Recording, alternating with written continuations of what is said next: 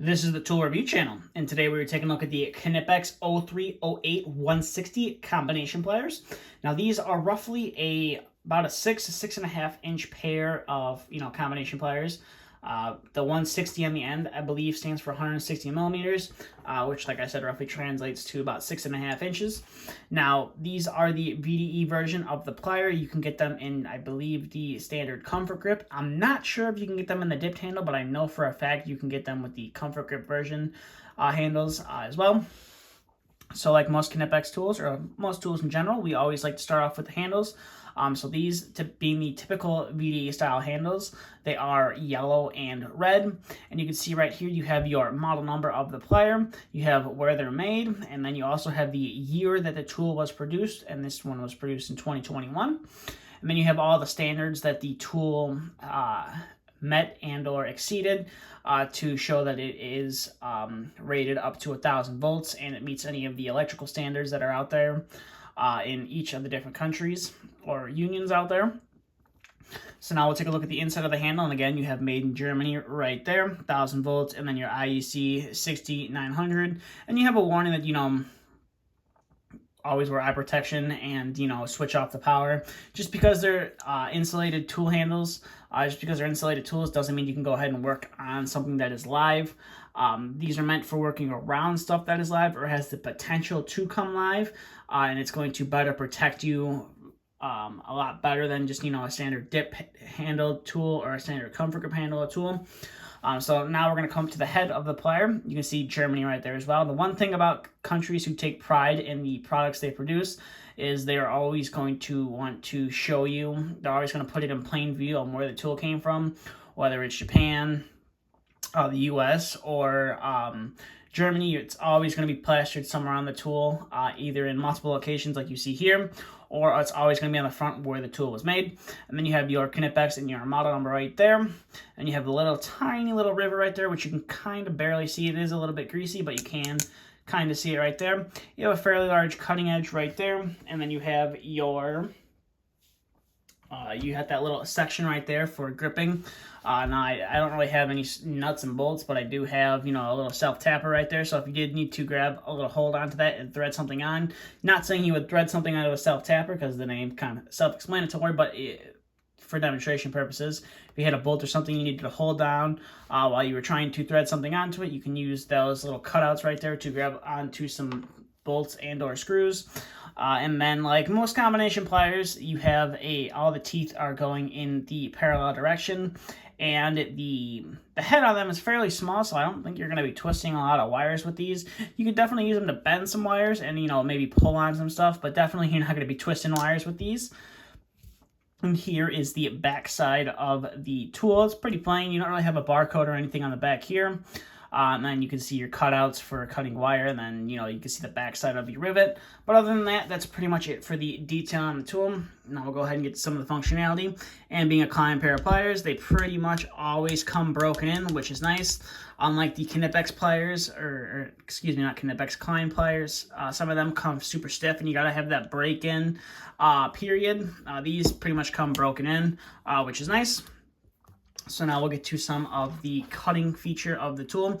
So we're going to first start off with some 18 gauge stranded or solid wire right here. And as you can see, we are able to cut through that without any issue, which is nice. So we'll go ahead and set him off to the side and bring in our 18 gauge stranded wire right here. And we are able to cut through that 18 gauge stranded wire without any issue. So we'll set that down to the side. And we will bring in our 14 gauge solid wire.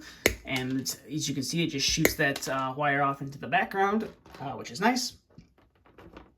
But now we will bring in our 14 gauge stranded wire right here. And just like the previous wire, we are able to cut through that without any issues there. So we'll put him to the side and bring in some 12 gauge solid wire right here. And we'll see if we can chop through that as well.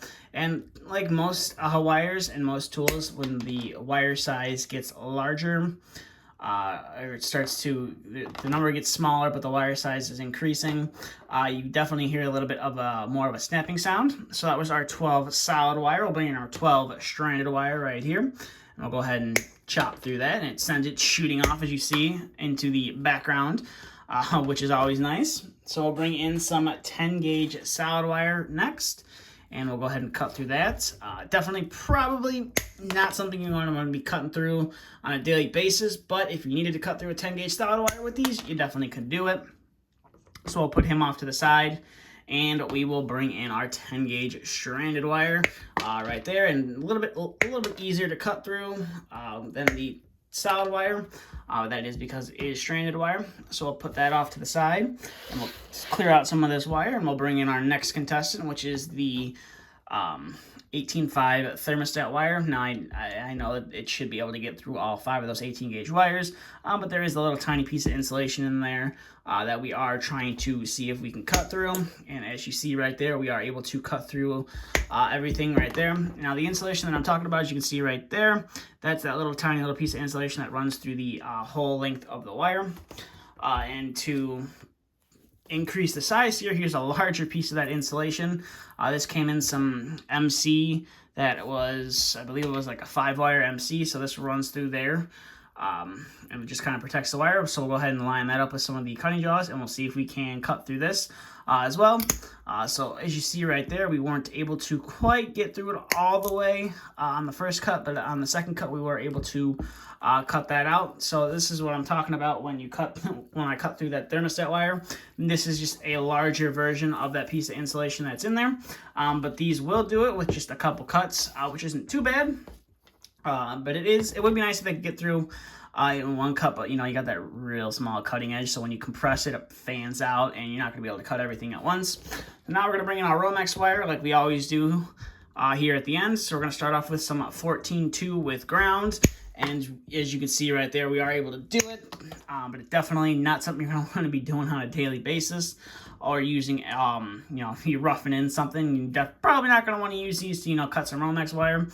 So now we're going to try out some 12.2 with ground, see if I can do this one-handed, or if I have to use 2 hands, which I believe I'm going to have to use 2 hands to do it.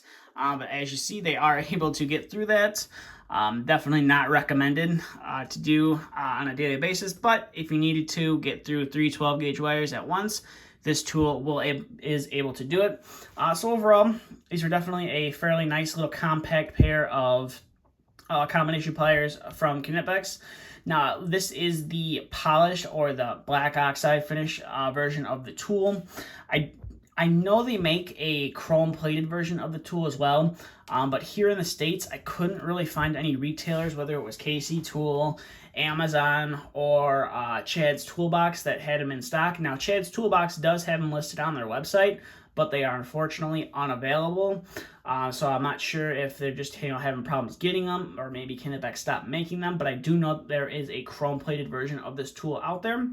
And you're also going to find this very common in the SBA style of packaging, rather than coming in, you know, one of these nice little Knipex boxes right here.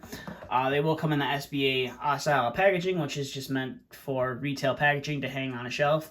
It's that plastic, kind of that plastic blister style of packaging where you gotta, you know, cut the tool out to get it out, which can be kind of annoying. I rather prefer the box, but I was only able to find these with the SBA listing on them. It's the same tool, it's just the packaging's a little bit different, and the price is a little bit different. The SBA is a little bit cheaper than the ones that come in the cardboard box, but that's a whole nother video to go into on the difference between those. So with that being said, these are definitely a nice little pair of pliers from Knipex. I will leave a link to them down in the description below if you want to pick a set up for yourself. I'll see if I can find a good link for the standard comfort grip version and possibly the dip version as well. I will also leave a link to some more information about them on Knipex's website as well.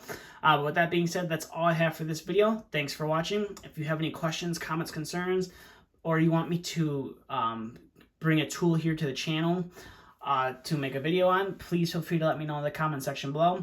But with that being said, thanks for watching. Stay tuned for the next video we uploaded.